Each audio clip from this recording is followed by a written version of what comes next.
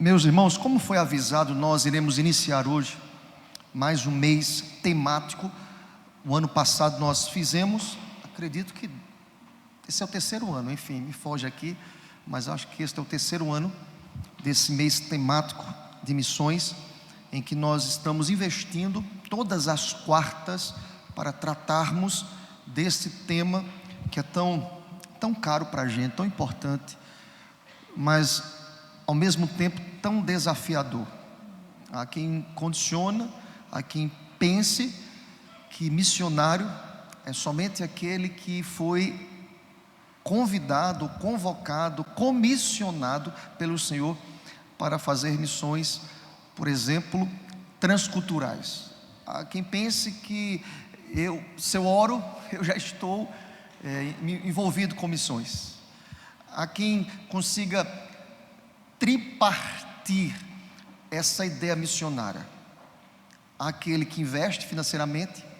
Eu sou desse grupo, eu não oro, mas eu estou investindo financeiramente. Há quem diga, não, eu não tenho dinheiro para investir, eu não vou, mas eu oro, eu faço parte das missões, eu sou missionário porque eu oro pelos missionários. E há aqueles que estão na linha de frente, como pessoas que foram chamadas e comissionadas para o exercício prático das missões. Eu quero lhe dizer que nós não podemos ter uma visão tripartida da missão que Deus comissionou à igreja. E nós iremos usar um texto nesta noite, irmãos, que é um texto muito conhecido da igreja, Atos 1:8. Por certo, quando nós pensamos em missões, e quando o tema envolve a igreja, nada mais interessante do que olharmos para o livro de Atos e de maneira muito pontual, olharmos para o texto que, para todos os comentaristas que tratam acerca da missão de Deus, que é a missão da igreja, eles irão afirmar, eles irão reafirmar, que nós temos aqui a base para a desconstrução dessa visão tripartida de missiologia. Eu não posso ter essa visão tripartida. Todos nós fomos comissionados por Deus. Se não, vejamos quando nós lemos Atos 1, versículo 8. Eu lhe convido a ler comigo o que está escrito nesse texto. Todos juntos. Mas recebereis poder ao descer sobre vós o Espírito Santo, e sereis minhas testemunhas, tanto em Jerusalém, como em toda a Judéia e Samaria, e até aos confins da terra. Irmãos, é muito salutar quando nós temos a consciência que missão envolve toda a igreja, indistintamente. Eu preciso ter isso no meu coração. Há quem até rotule dizendo, ali tem uma igreja missionária. É incongruente isso, irmãos. Qual é a igreja que não é missionária? É uma pergunta retórica. Qual é a igreja que não é missionária? Se é uma constituição de igreja, irmãos, de pronto, se eu não estou desenvolvendo missões, eu nem posso ser igreja. Eu não posso levar o rótulo, ou o nome, ou a chancela de igreja. Vejamos, irmãos, nós estamos diante aqui de um texto que é embrionário, ou seja, inaugural, diante daquilo que Deus mesmo estabeleceu para a igreja. Eu estou aqui diante de um texto que está aí pontuado em um pano de fundo muito interessante, porque, irmãos, lembrem-se, de Gênesis a Apocalipse, nós observamos que Deus é o maior interessado em missões. De Gênesis a Apocalipse. Qual foi o pontapé inicial, irmãos, desse projeto missionário? Nós temos ali, desde a queda do homem.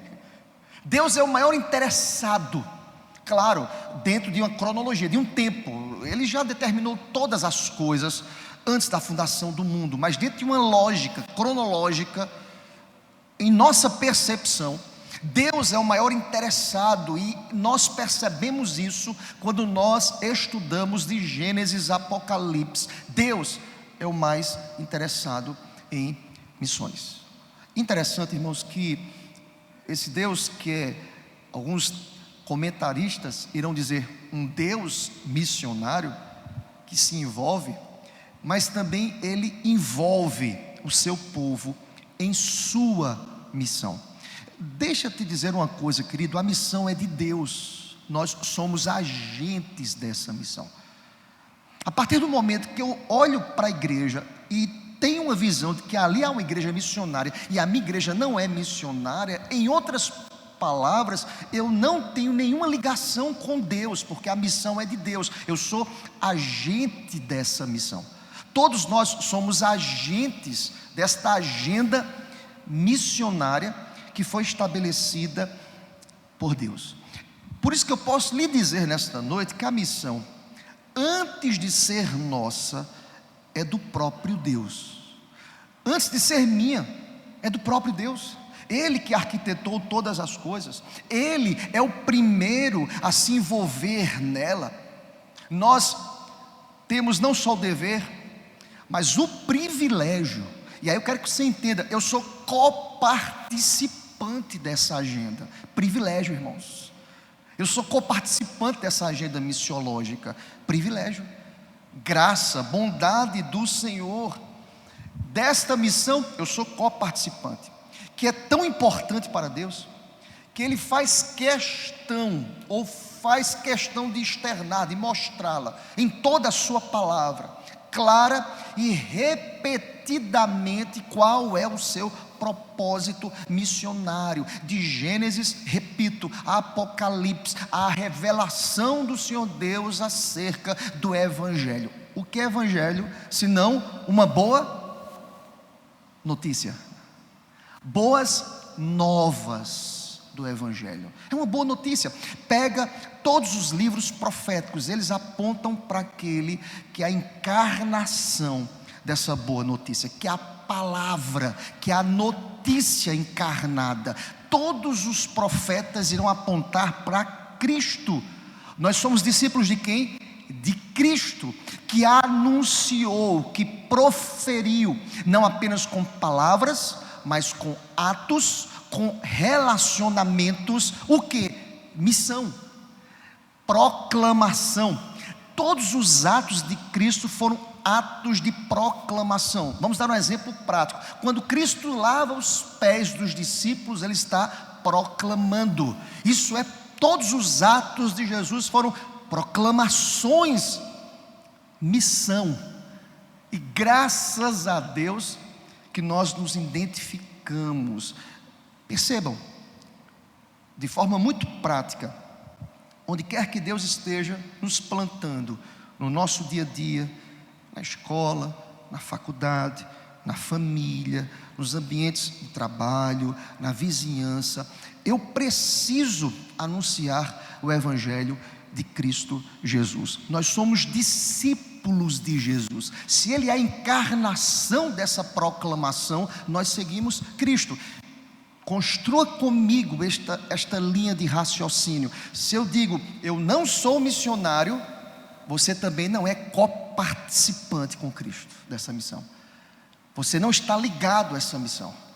Se você diz, eu não tenho um chamado missionário, você precisa rever se você de fato é crente, porque todo crente foi chamado para ser coparticipante dessa missão. Vocês percebem? Muitas vezes são conceitos. Ah, pastor, mas eu só oro por missões, eu não faço missões. E você não está inserido em uma sociedade. Diz para vocês agora, quando Cristo lava o pé do discípulo, Ele está fazendo missão. Quando Cristo se aproximou do leproso, Ele estava fazendo missão. Quando Cristo disse àquela mulher adúltera, olha, vai, não peques mais, missão. Tudo está envolvido com missões. Quando a igreja adora, a igreja está de forma missiológica proclamando. Lembre-se, eu fiz questão de iniciar a liturgia lendo o Salmo 67, que é um salmo de louvor, mas é um salmo de proclamação, para que todos os povos vejam a adoração do povo de Deus. Isso é missão, irmãos. Isso é proclamação. E nós entendemos, irmãos, que Deus, Ele quer ser conhecido através de nós, onde quer que Ele nos leve. Não tem como viver longe dessa realidade da missão. Em outras palavras, é o eco da grande comissão. Todos nós estamos envolvidos.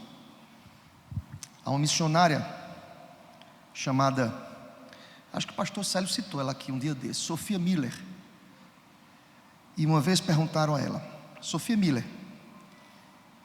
quando foi que você recebeu um chamado do Senhor Deus especial para a missão? Sabe o que Sophia Miller respondeu? Ela disse: eu jamais tive um chamado especial. Eu li uma ordem e eu obedeci ao Senhor. E sabe qual foi a ordem? Ide por todo o mundo e pregai o Evangelho a toda criatura. Tem muita gente dentro da igreja esperando um chamado especial. Irmãos, eu não estou desconsiderando aqueles que foram chamados para lugares que eu e você, nós não conseguiremos jamais ir ou irmos. Mas Deus chama a todos nós. Vejam, essa missionária disse assim: eu nunca tive um chamado. Mas sabe quem foi Sophia Miller, irmãos? Ela teve um chamado tão especial. Foi para a Colômbia. Depois ela veio para o Brasil. Ela passou 40 anos pregando o Evangelho para povos não alcançados na Amazônia. E ela não teve nenhum chamado especial, ela não participou de nenhum evento, de nenhuma frente missionária, nenhum congresso missionário. Ela disse que leu a palavra e obedeceu. Eu li uma ordem que dizia: ide por todo o mundo e pregai o Evangelho. Se eu sou uma cristã, se eu sou crente, dizia ela, eu preciso obedecer, eu preciso corresponder a esse chamado. Vocês percebem? Já quebra essa construção de que se faz necessário um chamado específico. Por isso que eu quero introdutoriamente lhe dizer nesta noite: todos nós somos missionários. Amém? Todos nós. Claro, irmãos, cada um com o seu chamado. Você é um profissional liberal, ali você está sendo um missionário. Você é alguém que trabalha numa repartição pública, você é autônomo, você, seja qual for a área, você é professor, você ensina, você é um missionário. Eu não posso me desassociar esta realidade. Eu não posso viver olhando para a missão, como dizia Sophia Miller, longe de uma ordem, de uma ordenança. Por isso que eu fiz questão, irmãos, nesta noite, olhar para Atos, que aqui nós temos o início da igreja apostólica, e nós temos aqui os primeiros atos desta igreja. Nós temos aqui registrados os primeiros passos da igreja primitiva, e o registro histórico original a tratar do início da caminhada de fé desta igreja primitiva. A importância desse livro, irmãos, se não fosse por Atos, nós não teríamos nenhuma informação acerca da igreja primitiva. Haveria uma lacuna entre as epístolas paulinas, já disse aqui na igreja, por exemplo, e o Evangelho de Jesus. Atos, esta conexão dos avanços, das viagens missionárias de Paulo, das aberturas dos novos campos. Há uma importância muito grande no livro de Atos. O livro de Atos responde-nos a essas perguntas, a esses questionamentos: como surgiu, como foi o início, como se deu, além de servir, irmãos, de ponte entre a vida de Cristo e a vida segundo o exemplo de Cristo ensinada nas epístolas gerais e paulinas. Nós aprendemos no livro de Atos qual deve ser o comportamento, qual deve ser a postura. Nós podemos perceber este elo entre os evangelhos e as epístolas, desde o primeiro versículo do livro de Atos, desde as primeiras linhas do livro de Atos. Nós acabamos de ler, irmãos, este versículo 8, mas é desde o primeiro versículo de Atos nós conseguimos entender. Se você volta lá para o verso 1, vai rapidamente, querido. Escrevi o primeiro livro, ó Teófilo, relatando todas as coisas que Jesus começou a fazer e a ensinar. Aqui uma base escriturística para a ideia do ensino, do discipulado, do pregar, do anunciar, do propagar. Percebam, a origem de Atos é o próprio Jesus. Há registros sobre isso. Mas vejam, de maneira muito prática, Jesus agora, ele abre o leque para nos dizer, porque eu me encontro no versículo 8 de Atos capítulo 1, e você também deve se encontrar nele. Eu me encontro, porque ele vai dizer o seguinte: mas recebereis poder ao descer sobre vós o Espírito Santo, e sereis minhas testemunhas, tanto em Jerusalém, como em toda a Judéia e Samaria, até aos confins da terra. Aqui o leque é aberto, aqui um alcance maior, aqui uma realidade que todos nós estamos envolvidos nesse chamado de Deus, que é tão especial, irmãos. Passa o próximo slide, por favor, Juan. Vamos ler juntos essa frase do Ronaldo Lindório, que eu acho muito interessante, todos juntos. A missão de Deus é o mundo, o método de Deus é a igreja, o tempo de Deus é hoje. Amém, meu irmão?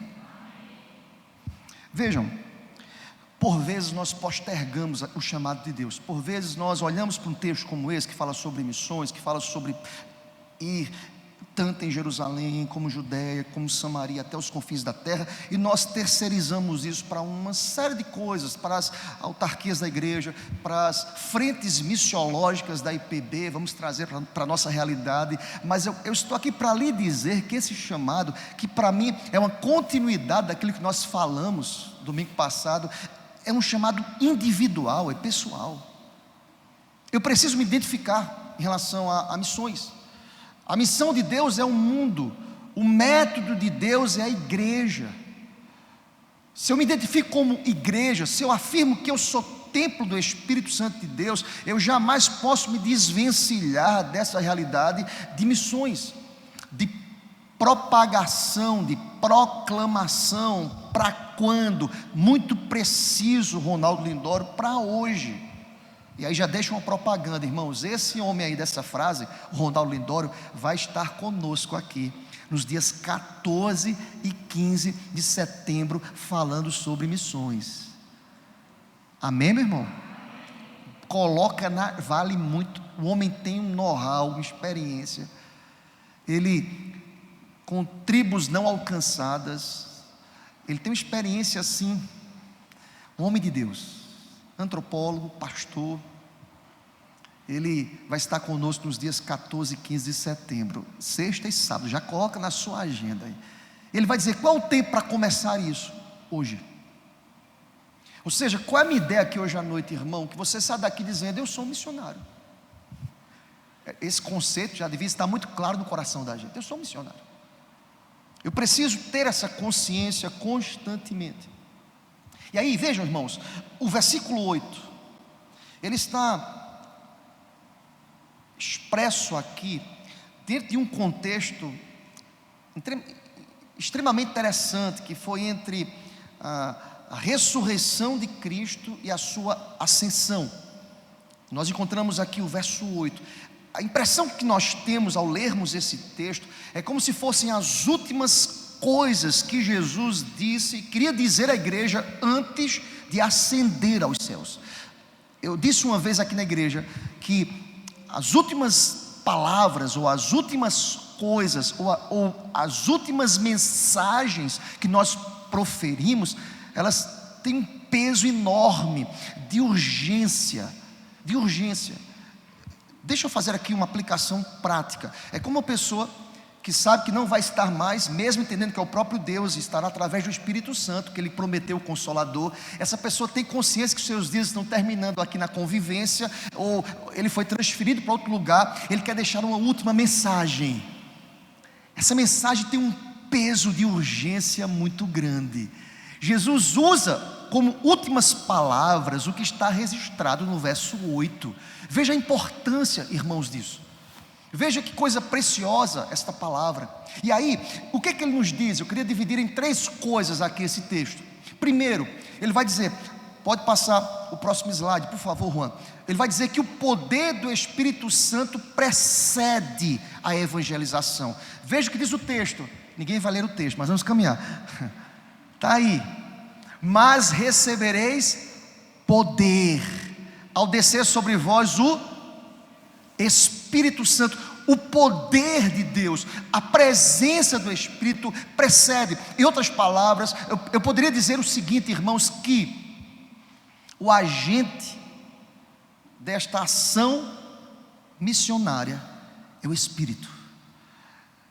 A pergunta é lógica, irmãos: quantos de nós já recebemos o Espírito Santo de Deus? Diga amém, amém. Você tem um agente primário que deve trazer ao teu coração a inclinação para pregar o Evangelho. Todos nós estamos aptos aqui. Eu não preciso de um curso de missiologia, entendendo a importância dele.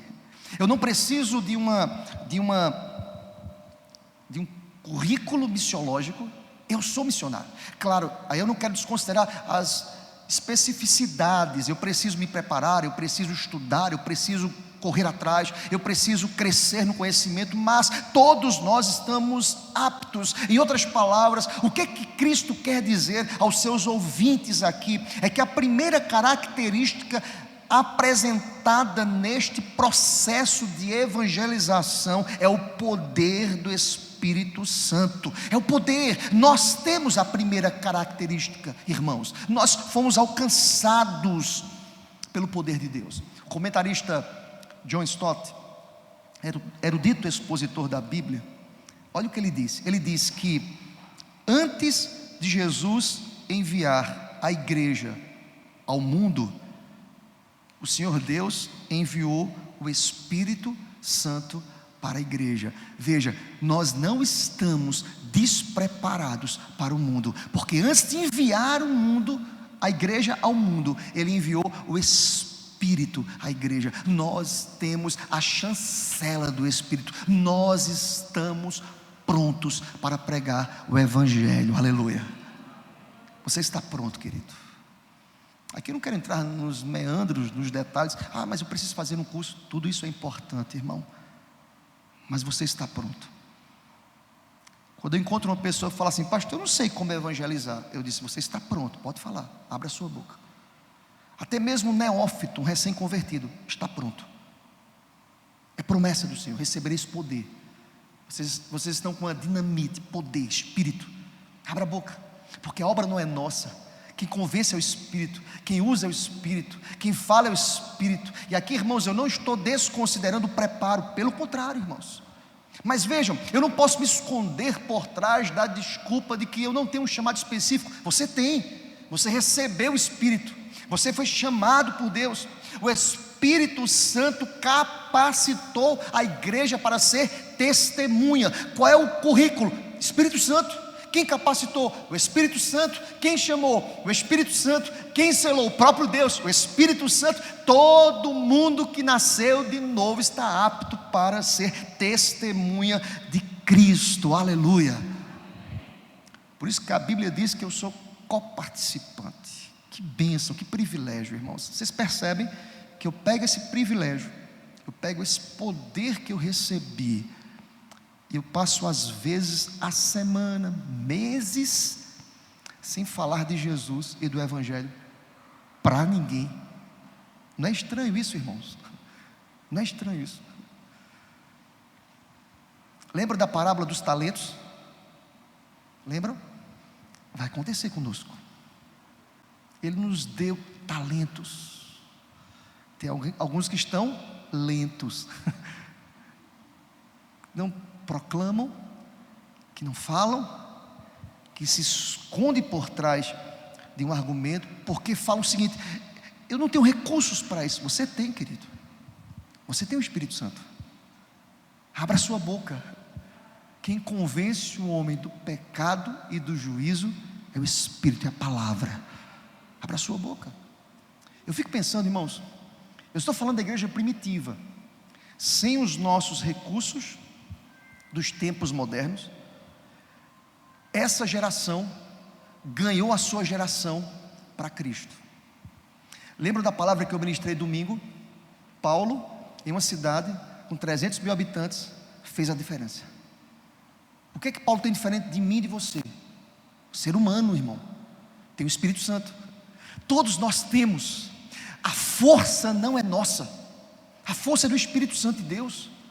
Devemos pregar, devemos anunciar, devemos proclamar, devemos dizer: Deus, usa-nos. A propagação do amor de Deus para esse povo aqui não era um programa de final de semana, mas era um estilo de vida. Por isso que Deus, em suas últimas palavras, antes de ser assunto aos céus, diz: recebereis poder. E o Deus que prometeu, em Atos 2 diz: o poder, a dinamite do céu desceu. Aleluia.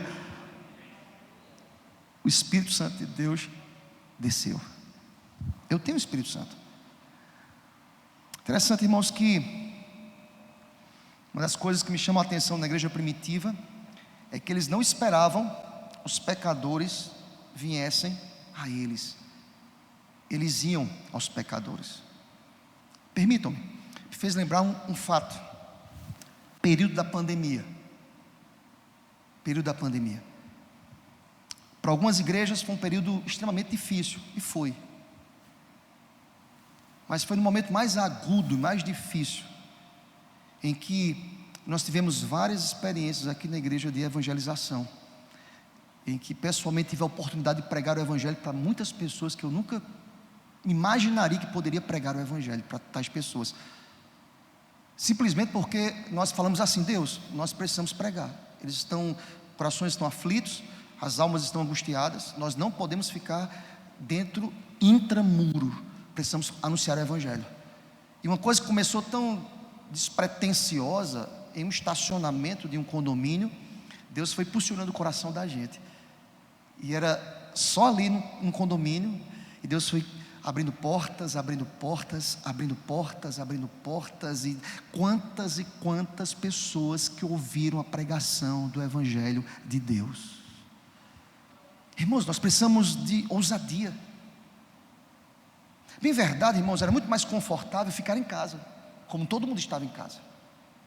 Mas vejam, quando nós falamos ao Senhor Deus: Deus, eu preciso pregar, eu preciso anunciar, eu preciso sair do lugar comum, porque eu estou habilitado para isso. Eu tenho o Espírito Santo de Deus, eu posso pregar, eu posso proclamar, eu posso anunciar o evangelho. A primeira coisa que eu quero que você guarde no seu coração hoje à noite é que você está autorizado e preparado para pregar o evangelho. O tempo é hoje, é agora. Há quanto tempo que você não prega o evangelho para as pessoas que estão próximas a você? Familiares, amigos, pessoas tronchas, pessoas, seja qual for o gueto, a realidade, o contexto, pessoas que desdenham, pessoas que perseguem, pessoas que não valorizam a palavra. Deus te colocou neste exato lugar que o Ronaldo Lindório, que é um evangelista e um missionário com missões específicas, não pode ir, mas você está lá. É você que Deus levantou. Seja bendito o nome do Senhor para sempre. Há uma segunda verdade que o texto irá nos ensinar, irmãos. Pode passar, por favor, Juan. A evangelização, irmãos, é algo inevitável e intransferível. Lembre-se, veja, há uma lógica no texto. Se eu tenho a chancela do Espírito, porque eu sou crente, eu não posso transferir isso. Olha o que o texto vai dizer: e sereis minhas testemunhas. Você foi chamado por Deus, e você não pode transferir esta responsabilidade. Diria mais, é pessoal, é inevitável, é intransferível. O texto diz, Jesus diz: sereis. Irmãos, esse mandamento não é apenas para os discípulos. Se fosse essa perspectiva de um mandamento para os discípulos, a expressão seria: vocês deverão ser. Mas percebam o texto: serão minhas testemunhas. É abrangente, abarca toda a igreja primitiva, abarca a nossa realidade. Interessante, irmãos, nós precisamos ter essa consciência de que a evangelização é algo que deve inevitavelmente envolver todos os membros de uma comunidade, irmãos. Eu não posso transferir, eu não posso dizer é o missionário, é o pastor que tem que pregar, são os presbíteros, são os diáconos, é um grupo de missões na igreja. Irmãos, todos nós fomos chamados para esse devido fim. E é interessante quando nós olhamos para a palavra, quando você pega a expressão de Pedro, se você passa um pouquinho aí as folhas de Atos, lá para o capítulo 4, vai comigo, querido, capítulo 4, versículo 20, olha o que Pedro, algum tempo depois, entendendo esse chamado, ele disse, vamos ler juntos? Atos 4, versículo 20, todos juntos: pois nós não podemos deixar de falar das coisas que vimos. Vamos ser práticos aqui. Você tem sido abençoado por aquilo que você tem visto e ouvido na sua vida, amém? Eu amém já deu uma diminuidinha, mas vamos lá. Domingo passado você foi abençoado por Deus? Eu fui, amém. Você tem vivido na sua experiência e visto os milagres de Deus na sua vida diariamente? Sim? Diariamente. Todos os dias Deus tem sido fiel. Pergunto-lhes: nós estamos anunciando isso para as pessoas? Glória a Deus. Nós estamos falando isso para as pessoas? Olha o que Pedro vai dizer: eu não posso deixar de falar isso. Então você tem uma agenda pronta para a semana. Nós entendemos o dia do Senhor, domingo, estamos reunidos aqui coletivamente, como igreja, Deus ministra, Deus abençoa, há uma proclamação da palavra, há um ajuntamento, há uma congregação reunida em que é abençoado, e que sai muitas vezes dizendo aqui: fui abençoado, Deus falou comigo, ponto, bênção, foi edificado. Nós temos deixado de falar às pessoas. Eu gosto muito da expressão de Pedro: eu não posso, nós não podemos deixar. Do que temos visto, o que temos ouvido. Note, irmãos, percebe que é algo que eu não posso transferir para as pessoas, eu não posso me esquivar, eu não posso procurar subterfúgios. Eu que preciso anunciar, eu que preciso contar para as pessoas o que Deus tem feito comigo. Irmãos, notem bem, se você pega o contexto de Atos, alguém pode dizer: mas pastor, é muito bom falar isso num contexto em que as pessoas estão prontas para ouvir a palavra. Vejam bem, se você pegar Atos capítulo 8, você vai encontrar ali o início de uma grande perseguição. Os cristãos estavam sendo perseguidos. Eles foram o quê? Depois da perseguição, vai comigo, Atos 8, eles foram dispersos, espalhados. Por quê? Porque os tempos eram maus. Mas olhem o que o texto diz no versículo 4, leiam comigo, por favor. Entre mentes, os que foram dispersos iam por toda a parte, fazendo o que, irmãos? E por que eles estavam sendo perseguidos? Por causa de quê? Da palavra. Eles eram dispersos, eles se espalharam. E aí a ideia, irmãos, é: vamos espalhar para, quem sabe, enfraquecer. Mas como é que eu vou enfraquecer? Porque eu tenho o poder, que é o Espírito Santo de Deus. Vocês entendem isso, irmãos? Eu não vou ficar fraco jamais. Irmãos, entendam, nós seremos perseguidos, os tempos são maus, o cerco está se fechando, as ideologias estão pulando, as pessoas querem derrubar a igreja, os conceitos da família, uma série de coisas. Não tenha medo, pregue a palavra, porque quanto mais nós pregamos, mais Deus vai estar usando-nos para a salvação de vidas. Como é que eu vou transferir isso que é tão poderoso para outras pessoas? Eu não posso fazer isso, irmãos. Por isso que Deus diz: sereis. Atos 8, perseguição, eles eram dispersos e eles pregavam a palavra. Eu fico imaginando a recepção dessa pregação. Olha, rapaz, olha, o povo está matando, perseguindo, dizendo que a gente não pode pregar a palavra, mas eu tenho uma palavra de salvação para você. Não pode parar de pregar, irmãos. Há tempo e há fora de tempo. Por isso que eu lhes digo nesta noite, é intransferível. Eu sou testemunha, eu preciso proclamar. Mas caminhemos para a terceira e última verdade, por favor, Juan. É que o texto também irá dizer também, é que esta evangelização, que é precedida pelo poder do Espírito, que é pessoal, que é intransferível, ela, no seu aspecto geográfico, ela é extensiva. O texto termina dizendo: tanto. Deixa eu explicar uma coisa para vocês aqui. Há uma ideia aqui de poder da mesma mensagem, eficiência da mesma mensagem. Olha a expressão, tanto em Jerusalém como, ou seja, o poder para aquilo que Deus designou, a palavra vai cumprir os seus propósitos. Eu não sei se você já viu esse texto dessa perspectiva, mas a perspectiva é essa, irmãos. Não há uma dimensão menor, não há uma ação menor. Por que naquela igreja Deus está falando? Por que há num grupo ali salvação?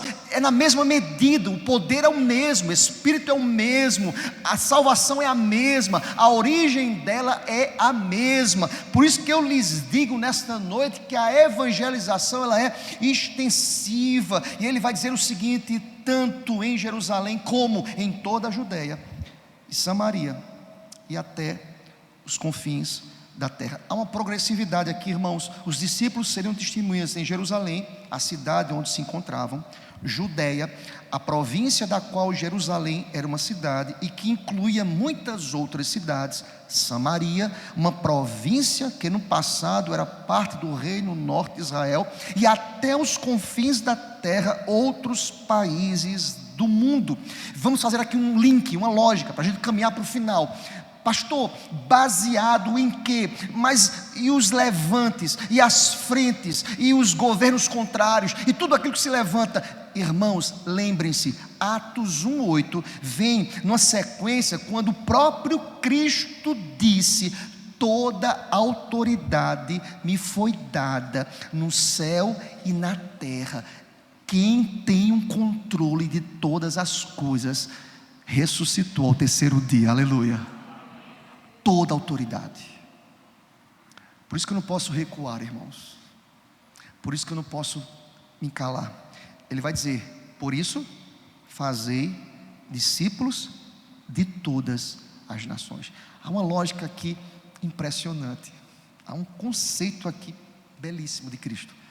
Ele que afirmou isso na grande comissão, disse: preguem, tanto em Jerusalém, discípulos, como em Samaria, Judéia, Samaria e até aos confins da terra. O mesmo poder estará com vocês. Que poder? O poder daquele que venceu, daquele que tem autoridade sobre os céus e a terra. Preguem e ensinem. O texto diz: aguardar todas as coisas que vos tenho ordenado, e eis que estou convosco todos os dias até a consumação dos séculos. Nós não estamos sozinhos nessa proclamação. Seja Deus glorificado para sempre. Pode passar, Juan, por favor. Irmãos, tem uma frase do Tim Keller. Vocês não vão conseguir ler? Se apagasse, dava para ler, mas vou ler para vocês aqui, tá certo? Diz assim: quando perguntaram a Jesus o que significa amar o próximo, ele deu o exemplo de um homem arriscando sua vida para dar cuidados caros e materiais e ajudar alguém de uma raça diferente e de crenças religiosas diferentes. Ele concluiu: vá e faça o mesmo. Lucas capítulo 10, 25 a 37. Façam isso. Ele esteve para fazer tudo isso. Ele procurou pessoas diferentes, conceitos diferentes, pessoas com ideologias diferentes. Eu quero dizer para vocês, às vezes nós ficamos presos em nossas redomas de vidro. Ele é diferente de mim, eu não vou nem pregar para ele. Nós temos medo muitas vezes. Jesus é o exemplo disso. Ele quebra os grilhões, ele quebra as barreiras, porque o mesmo amor que alcançou o judeu ortodoxo religioso, ele alcançou o gentil. Glória a Deus por isso. A mesma medida de poder que quebrou os grilhões dos apóstolos e os salvou, é a mesma medida de poder que alcançou tantas pessoas que perseguiam o Evangelho. Façam o mesmo. Passa o último slide, por favor, Juan, para a gente fechar aqui. Vejam só, somente em Deus somos levados, mais uma frase do Ronaldo para a gente fechar. Somente em Deus somos levados a perder em lugar de ganhar, sair quando é mais fácil permanecer, enviar mesmo os que nos fazem falta, investir e não simplesmente acumular, servir ao Cordeiro e não ao mundo. A palavra é clara: o sal sem sabor é imprestável e a luz escondida, ela é inútil. Essa é a palavra de Deus para a gente hoje à noite, porque missão envolve toda a igreja, a começar do pastor ao membro mais novo, mais neófito, ao recém-convertido, porque eu quero entender todos os dias que eu sou o sal que dá sabor, eu sou luz que brilha no mundo que jaz do maligno. Que Deus nos abençoe em nome de Jesus.